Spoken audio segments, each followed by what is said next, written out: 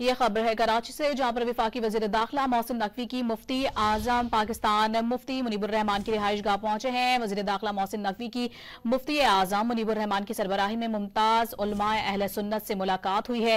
सिंध के सीनियर वजीर शर्जील इनाम मेमन और सूबाई वजीर सैयद नासिर हुसैन शाह भी वजीर दाखिला के हमराह थे। मुलाकात में माजी करीब में रोनुमा होने वाले वाकयात पर तफसीली गुफ्तगू हुई है। उलमाए कराम ने मुख्तलिफ मसाइल के बारे में अपना मौक़िफ़ पेश किया। वजीर दाखिला मोहसिन नकवी ने उलमाए कराम के मौक़िफ़ को सुना और तमाम मसाइल हल करने की यकीन दहानी करवाई।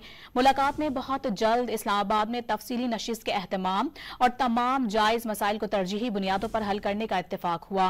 वफाकी वज़ीर दाखिला मोहसिन नकवी ने बावर करवाया कि मदारिस और मसाजिद के उमूर में हुकूमत कोई दखल नहीं देगी।